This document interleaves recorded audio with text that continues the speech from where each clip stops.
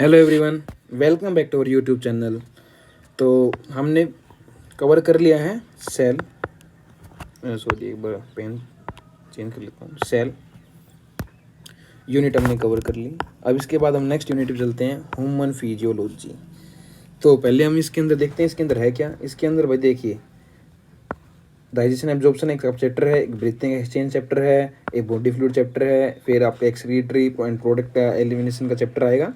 इसके बाद लोकोमोशन आएगा, न्यूरल कंट्रोल आएगा और केमिकल कोऑर्डिनेशन।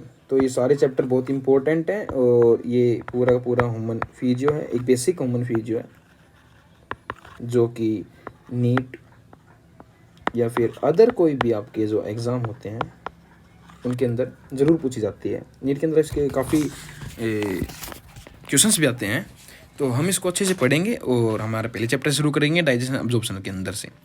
तो इसके अंदर वही है कि भाई साइकोलॉजी, केमिकल कंसेप्ट होता है, टेक्निक्स होती हैं कुछ।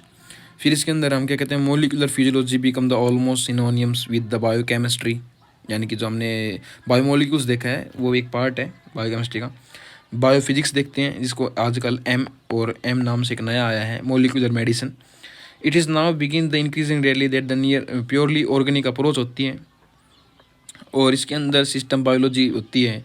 इसके अंदर हम क्या क्या देखते हैं वो बताएगा भाई। रेगुलेटरी नेटवर्क देखते हैं मोलिक्यूल्स का, सुपरा मोलिकुलर असेंबली देखते हैं, cell, tissue, organ, indeed population committees, और भाई exchange of gases, blood circulation, locomotion, movement, ये सब कुछ इसके अंदर फिजियोलॉजी के अंदर बताया। फिजियोलॉजी मतलब क्या होता है कि आपको एक जानना, एक आपकी जो बॉडी है, आपकी जो शरीर है, उसको जानना, उसको पहचानना, उसके साथ एक प्रकार से अपना कोऑर्डिनेशन बनाना, आपको पता चलना कि भाई आपकी मसल्स कैसे काम कर रही हैं, फिर मसल के साथ आपका जो बोन है वो कैसे मूवमेंट कर रही है, फिर उसकी मूवमेंट के अंदर आपका भाई की फिजियोलॉजी क्या है, उसकी फिजियोलॉजी क्या है, यानी कि उसका रूपांतर क्या है, वो काम कैसे करती है, उसके पीछे कारण क्या है, ये सब कुछ जानना इसके अंदर होती है। तो इसके अंदर बेसिक हम ऑर्गन्स को डिटेल करते हैं, जैसे कि पहले डाइजेशन एब्जॉर्प्शन, इसके अंदर पूरी एलिमेंट्री कैनाल की बात करेंगे। इसके अंदर आपका पूरा का पूरा भाई लंग्स और ये रेस्पिरेशन सिस्टम, बॉडी फ्लूइड के अंदर आपका भाई ब्लड सर्कुलेशन, और ये आप जितने बॉडी फ्लूइड है उसके अंदर बात कर लेते हैं। फिश के भाई एक्सक्रीटरी बॉडी, यानी कि आपकी किडनी वगैरह की बात होती है। लोकोमोशन के अंदर आपके मसल्स एंड सीधी बात लोकोमोशन आपकी मसल्स और बोन्स की बात होती है। फिर आती है भाई न्यूरल कंट्रोल एंड कोऑर्डिनेशन, यानी कि आपका एक पॉइंट से नेक्स्ट पॉइंट तक कैसे कनेक्शन है, बॉडी कैसे एक दूसरे को कोऑर्डिनेट करती है, कैसे एक दूसरे को चलाती है, ये थे। फिर केमिकल कोऑर्डिनेशन के अंदर भी देखते हैं कि भाई हर जगह तो न्यूरॉन नहीं जा सकते, तो कुछ जगह हमें केमिकल भेजने पड़ते हैं जो कि लॉन्ग टर्म के लिए भी होते हैं, शॉर्ट टर्म के लिए नहीं बल्कि लॉन्ग टर्म के लिए भी हम वो देखते हैं। नॉन न्यूट्रिएंट वो सब कुछ हम आगे जाके बात करेंगे। तो हम हमारे पहले चैप्टर से शुरुआत करेंगे इससे, एज यू नो, और हमारे लाइन टू लाइन एनसीईआरटी चलेगी। तो ये बेसिक हमने ह्यूमन के अंदर देखा। अब हम चलते हैं हमारे नेक्स्ट के ऊपर। तो आप इन साइंटिस्ट के वगैरह बारे में एक दिन मैं बढ़िया बैठ के आपको बताऊंगा। फ़िलहाल हम अपना प्रोसीड करते हैं पहली लाइन से। तो इस चैप्टर के अंदर दो चीज़ें हैं, डाइजेशन एंड एब्जॉर्प्शन। पहले इनका मतलब समझेंगे, पहले ही देखते हैं है क्या इस चैप्टर के अंदर। एक डाइजेस्टिव सिस्टम क्या है आपका, फूड का डाइजेशन कैसे हो रहा है, केमिकली फिजिकली दोनों। एब्जॉर्प्शन उस फूड का कैसे हो रहा है, टूटने के बाद एब्जॉर्ब भी होना चाहिए। ऐसा नहीं भाई आप किसी पहाड़ में गए, आपने सोना उखाड़ लिया और वहीं छोड़ के आ गए, नहीं भाई सोने को लेके भी तो आना पड़ेगा ना आपको। तो इसी प्रकार से ये सोना हमारा फूड है, बॉडी के लिए जो फूड है वो एक प्रकार का गोल्ड है। अब गोल्ड को कंपेयर मत करना कि भाई वो AU है ये वो, नहीं। गोल्ड का साइंस मतलब वो एनर्जी करेंसी है, जो एनर्जी करेंसी है ATP आपकी, उसको बनाने के लिए हेल्प करता है आपका फूड, तो वो भी देखते हैं। फिर डिसऑर्डर्स देखेंगे, यानी डिसऑर्डर्स मतलब कोई डिजीज़ देखेंगे, कोई बीमारियां देखेंगे, या फिर भाई कुछ ऑर्गन अगर आपकी फेल हो गई, कोई पार्ट आपका फेल हो गया, काम करने से रह गया, तो आपके ऊपर क्या क्या इफेक्ट इसके आएंगे, तो इसके अंदर ये स्टडी करेंगे। तो चलते हैं हमारे पहला डाइजेशन की ओर।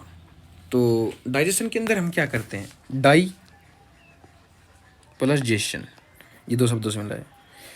इसके अंदर हम क्या करते हैं, जो हमारा फूड होता है, यानी कि आपका रोटी हो गई, कोई भी आपकी रोटी हो गई, या आपका कॉम्प्लेक्स कोई भी सब्सटेंस हो गया, कॉम्प्लेक्स इन द सेंस जैसे आपकी कर्ड हो गया, दही हो गया, योगर्ट जिसको बोलते हैं वो हो गया, या आपका भाई मीट हो गया, एग हो गया, तो ये आप खा लेते हैं, पर ये क्या डायरेक्ट ही आपकी बॉडी में काम कर लेते हैं? नहीं, पहले इनको सिंपल फॉर्म में बनाना पड़ता है। सिंपल इतनी फॉर्म होनी चाहिए कि ताकि वो आपके जो ब्लड है उसके अंदर आराम से एब्जॉर्ब हो, या कि ब्लड वेसल्स मान के चलते हैं, तो इसके अंदर आराम से एब्जॉर्ब हो जाए।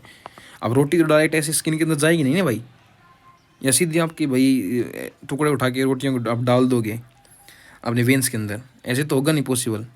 तो इसके लिए एक आपको इस प्रोसेस से जाना पड़ेगा, डाइजेशन से, फिर उसके बाद इसको एब्जॉर्ब करवाना पड़ेगा। तो एब्जॉर्प्शन भी चाहिए, दो मैकेनिज्म हो गया। चलो अब चलते हैं हमारी लाइन टू लाइन एनसीईआरटी की तरफ।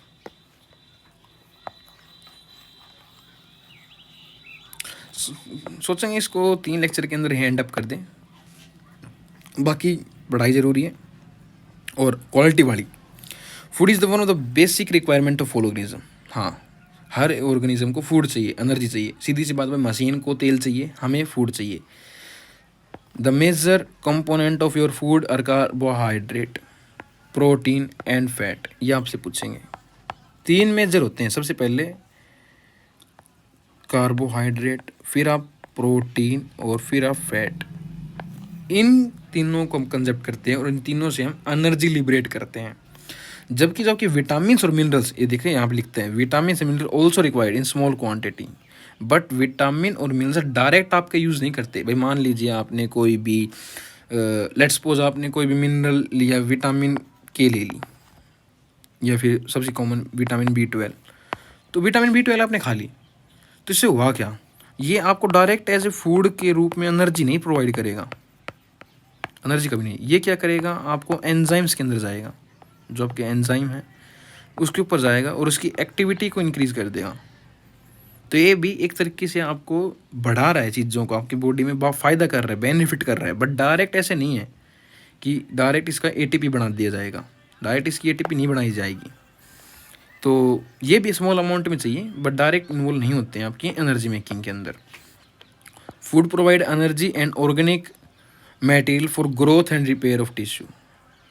दोनों चीज़ों के लिए, ग्रोथ के लिए यानी कि कोई घाव हो गया, वाउंड हो गया, यानी कि अब टिश्यू को आपको रिपेयर करना पड़ेगा, तो ऑब्वियस सी बात है, तो उसके लिए भी आपको चाहिएगा। तो इसके लिए क्या करें, टिश्यू रिपेयरिंग के लिए भी ज़रूरत होती है। The water we take in, हम वाटर लेते हैं, play important role in the metabolic process and prevent dehydration. ये सीधी सी बात है भाई, इसके अंदर कोई बड़ी तोप भी नहीं है कि भाई पानी जो पी सकते हैं, वो क्यों? क्योंकि आपके जो एंजाइम्स हैं वो हाइड्रेटिव फॉर्म में काम करते हैं। अगर एंजाइम्स के पास पानी नहीं होगा, यानी कि वो हाइड्रेट नहीं होंगे और वो डिहाइड्रेट हो गए, तो वो अपना काम छोड़ देते हैं, और वो काम छोड़ गए तो भाई शरीर काम छोड़ देगा, शरीर छोड़ गया आप ख़त्म, फिनिश, डेथ। तो इस वजह से वाटर तो बहुत ज़रूरी है। तो हम जो पानी पीते हैं वो as a direct energy source नहीं करता, बल्कि आपकी बॉडी को हाइड्रेटेड फॉर्म में रखता है। हाइड्रेटेड इन द सेंस आपकी बॉडी के अंदर जो एंजाइम्स हैं उनकी वर्किंग चलती रहे, उनकी प्रोसेस चलता रहे।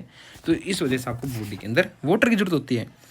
हमने जैसे पीछे बायो मैक्रोमोलिक्यूल्स पढ़े, फैट वगैरह, वो food can not be utilise in by body in their original form. सीधी सी बात है, आपने कोई भी फैट ले लिया, ये कार्बन की यूनिट की चेन लास्ट में C-H, तो ये ऐसे थोड़ी यूज़ हो जाएगा, ऐसे थोड़ी एब्जॉर्ब हो जाएगा। क्या करेंगे, इसको हम तोड़ेंगे।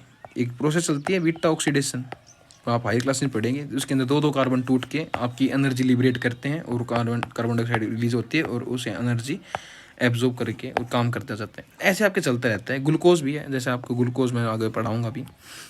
तो ग्लूकोज क्या होगा, 10 स्टेप के अंदर प्रोसेस चलेगा और फिर उससे पायरविक एसिड बनेगा।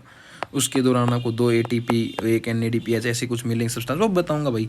फिर ये एक प्रोसेस में जाएगा, साइकिल के अंदर जाएगा, केल्विन साइकिल के अंदर जाएगा, इसके बाद एनर्जी लिबरेट करेगा। वो सब कुछ आगे की बातें हैं, तो उनको भी हम देखेंगे। तो बेसिकली आपको बताया जा रहा है कि है क्या। They have been broken down and convert into simple. Simple कितना होना चाहिए, डाइजेस्टिव सिस्टम के अंदर क्या जाता है, इतना सिंपल होना चाहिए ताकि एब्जॉर्ब हो जाए। This process of conversion of complex food substance into simple absorbable form, यहाँ पे पॉइंट लिखा है absorbable form, is called digestion. Digestion कहाँ तक, जब तक वो एब्जॉर्ब ना हो तब तक तोड़ना है, जब तक तोड़ना है, जब तक वो एब्जॉर्ब ना हो जाए, तो उस चीज़ को हम डाइजेशन कहेंगे। And is carry out by our digestive system by both mechanical and biochemical method, दोनों इसके अंदर यूज़ होते हैं। अब दांतों चबाते हो, वो मैकेनिकल मेथड है। चर्निंग मूवमेंट हो रही, मैकेनिकल मेथड है। बट आपके एंजाइम वर्क कर रहे हैं, वो केमिकल मेथड है। तो ये भी चीज़ ली जाती है। तो अब हम चलते हैं कि डाइजेस्टिव सिस्टम ऐसा है। तो human digestive system consist of alimentary canal और एसोसिएटेड ग्लैंड, यानी कि लगभग आपकी एक एलिमेंट्री कैनाल, एक कैनाल सी है। आप ये देखिए, ये आपका माउथ मानिए और ये आप एनस मानिए। तो ये है क्या, एक कैविटी सी तो है जिसके अंदर फूड ट्रैवल करता है, और इसके साथ कुछ आपने लीवर लगा दिया, पेनक्रियाज लगा दी, तो ये क्या हो गया, एसोसिएटेड ग्लैंड हो गए। तो डाइजेस्टिव सिस्टम है क्या, कुछ नहीं, कुछ ग्लैंड प्लस एक कैनाल है जिसको हम एलिमेंट्री कैनाल बोल रहे हैं, बस ये डाइजेस्टिव सिस्टम है। अब ये हायर ऑर्गेनिज्म के अंदर कॉम्प्लेक्स तो चला जाता है, सिंपल के अंदर सिंपल सा फॉर्म में रहता है। तो बेसिक यही है। अब हम चलते हैं नेक्स्ट की ओर, एलिमेंट्री कैनाल। तो अब ये हम देखते हैं भाई एलिमेंट्री कैनाल क्या चीज़ है। तो देखिए, alimentary canal begins with the anterior opening, यानी कि एंटीरियर ओपनिंग क्या है आपकी mouth, and it's open out posteriorly through the anus, जैसे मैंने आपको बना के दिखाया, डायग्राम में रिप्रेजेंट करके दिखाया। The mouth lead to the buccal. देखें, जैसे ही ये आपकी ओपनिंग हुई, ओपनिंग होते ही आपको ऐसे बक्कल कैविटी दिखाई देगी, या आप लिप मान लीजिए आपके, इसको कहते हैं बक्कल कैविटी। इस बक्कल कैविटी के बारे में बताएगा, इसको हम ओरल कैविटी भी कहते हैं और बक्कल कैविटी भी कहते हैं, यानी कि ओरल कैविटी या buccal cavity. Oral cavity has a number of teeth. क्या क्या है इसके अंदर, टीथ, मस्कुलर टंग, एक आपको ऐसी थोड़ी सी जीवा टाइप मिलेगी, और यहाँ पर आपको अपने टीथ दांत मिलेंगे, जैसे कि यहाँ दिखाया भी गई है कि जैसे कि आपने ओपनिंग हुई माउथ, माउथ के अंदर ये पूरा बक्कल कैविटी, यहाँ पे आपकी क्या है, टंग है, और इसके अंदर आपके टीथ एम्बेडेड है, लोकेटेड है। तो इसको हम क्या कहते हैं, ओरल कैविटी या फिर buccal cavity.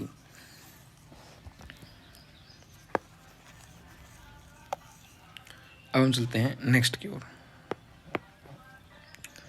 Oral cavity has a number of teeth and muscular टंग।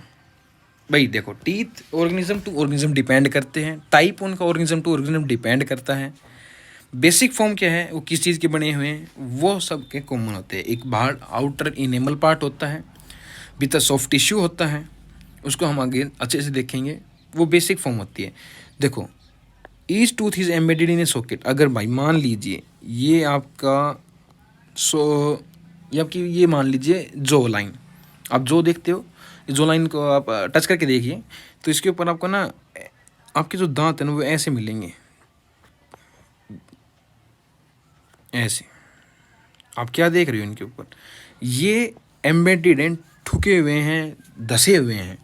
ये जब ये दांत धस जाते हैं तो इसको हम क्या कहते हैं, थिकोडोंट।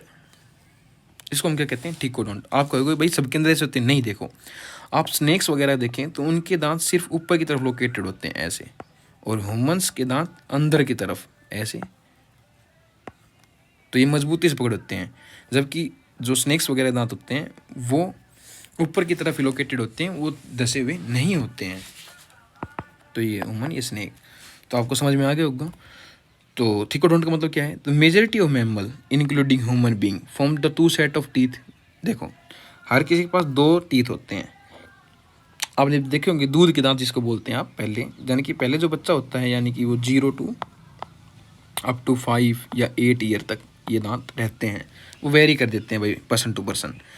ये दांत, उसके बाद इन दांतों को रिप्लेस किया जाता है, यानी कि ये दांत टूट जाएंगे आपके, और इसके बाद नए दांत आएंगे, और वो जो दांत होंगे नए वो होंगे परमानेंट टीथ भाई।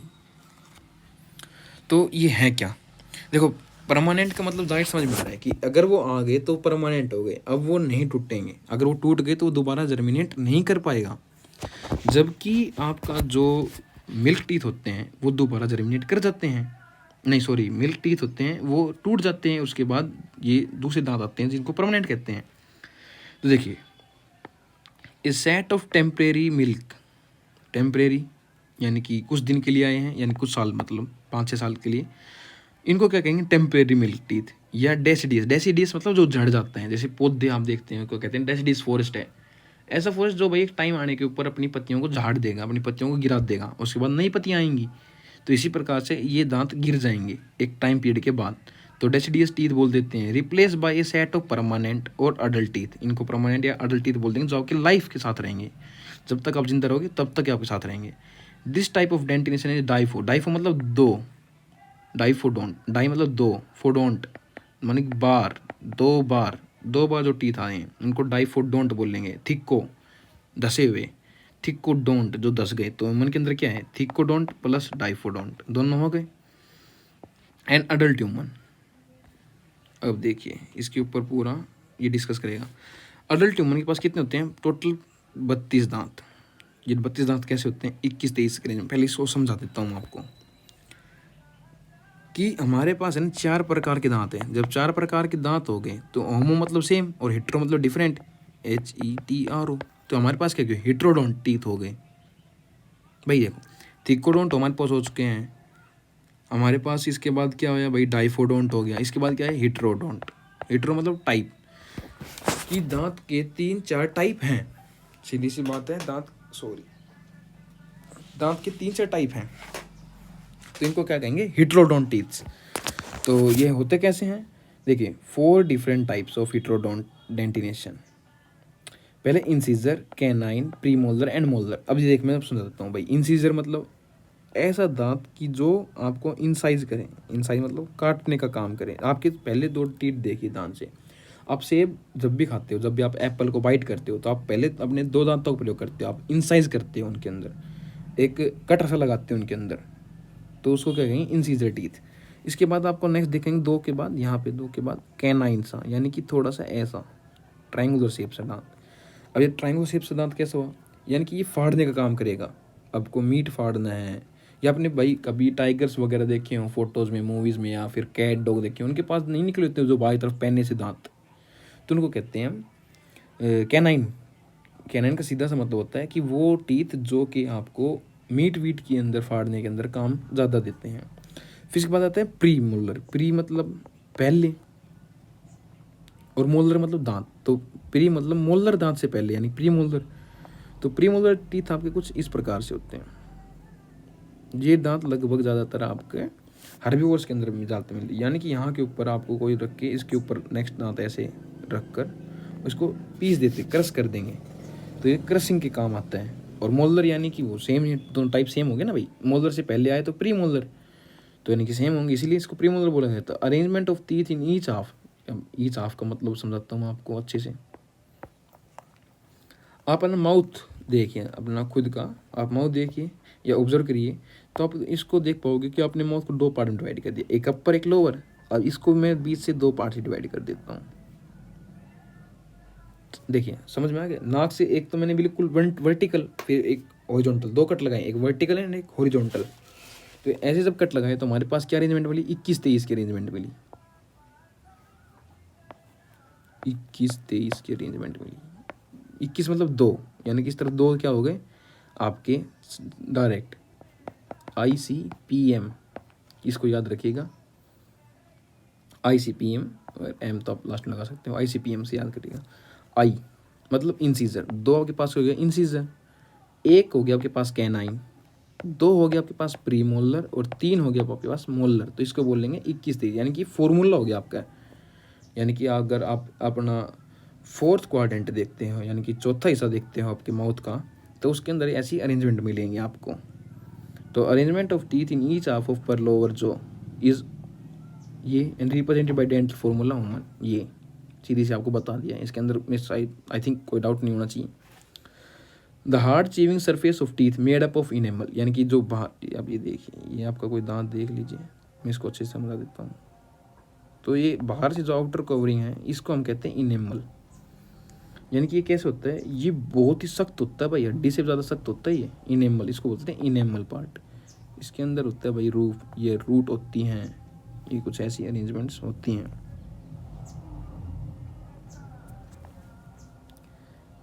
In the mastication of food the tongue is freely, देखो ये क्या काम करता है कि इसके ऊपर एक ऐसा और आ जाएगा, और ये क्या करेगा, बीच में आने वाले पार्टिकल्स को क्रश कर देगा, तोड़ देगा, दबा देगा। तो इसको हम क्या कहेंगे कि भाई एक तरीके से इसको हम कहेंगे कि ये आपको जो दांत हैं इसको क्रशिंग का काम करना है। इसके बाद देखते हैं आपके पास एक टंग मिलेगी।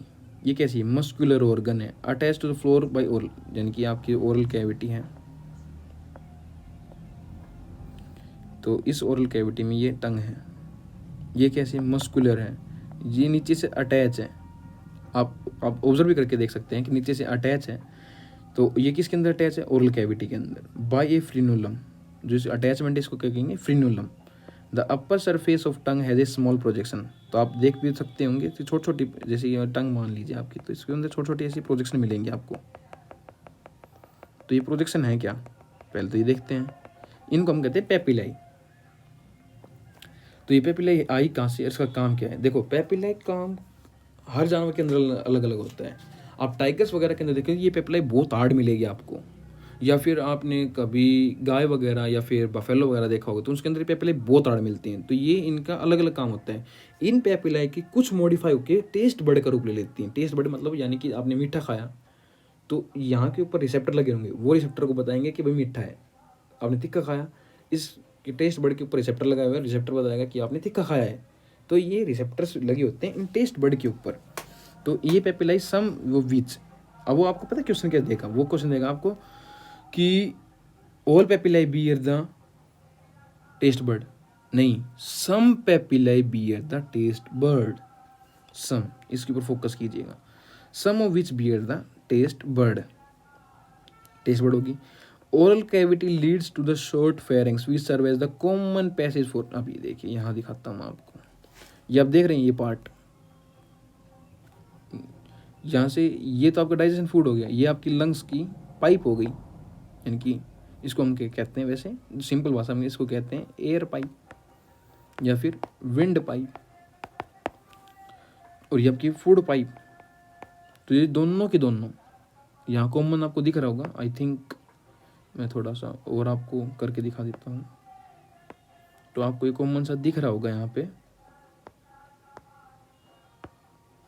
ये पार्ट, ये जो पार्ट है जो कॉमन है, यहीं से आपको विंड पाइप दिख रही है, यहाँ से आपकी फूड पाइप भी दिख रही है, और जो कॉमन पार्ट इसको हम कहेंगे फेरेंक्स। तो आई होप आपने समझ गए होगा फेरेंक्स है क्या।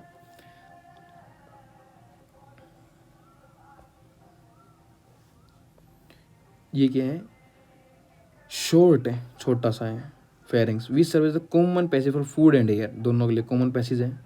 The oesophagus of the trachea, यानी कि विंड पाइप, या इसोफेगस आपकी फूड पाइप और trachea windpipe, open into pharynx, दोनों फेरिंग्स में खुलती हैं, यानी कि फेरिंग्स से ही शुरुआत होती है उनकी।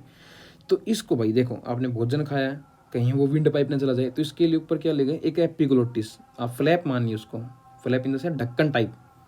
तो ये ढक्कन टाइप से सर्विंग होती है। वो किसकी बनी भाई, देखो आपसे जो पूछेंगे ना पर्सन, उसके ऊपर मैं पहले ही गौर कर देता हूँ। ये वो पूछेंगे कि भाई एक, वो आपसे कभी नहीं पूछेंगे एपिग्लोटिस का, फिक्स है, सबको पता है भाई एपिग्लोटिस। वो आपसे पूछेंगे epiglottis is made up of muscle, bone, cartilage, subcutaneous cartilage, किसका बना हुआ है भाई। तो एपिग्लोटिस किसका बना हुआ है, कार्टिलेज का बना हुआ है। Prevent the entry of food into the glottis, glottis यानी कि ओपनिंग किसकी, विंड पाइप की। ग्लोटिस किसको बोल रहे हैं, विंड पाइप की ओपनिंग। ड्यूरिंग स्लोइंग, जब आप गिटक रहे होंगे, यानी कि आप जब नीचे डिग्लूटेशन बोलते हैं जिस प्रोसेस को आप, तो उसको अगर आप कर रहे हैं, प्रोसेस में जा रहे हैं, तो उसको क्या कहेंगे कि उस वक्त आपको विंड पाइप को कवर करना पड़ेगा। तो यानी कि वो फ्लैप है, तो वो फ्लैप क्या करेगा, विंड पाइप के ऊपर आके लग जाएगा, और जैसे विंड पाइप पे आग लगेगा तो आप आराम से चला जाएगा और आपको फूड सीधा आपकी उस इसोफेगस में जाएगा। तो इससे कोई दिक्कत होनी नहीं है। तो ये क्या करता है, एक तरीके से प्रोवाइड करता है। इसोफेगस इज थिन, चलो इसोफेगस से हम कल कंटिन्यू करेंगे। आई के लिए बहुत ही है, इसोफेगस से हम कल कंटिन्यू करेंगे। Thank you, have a nice day.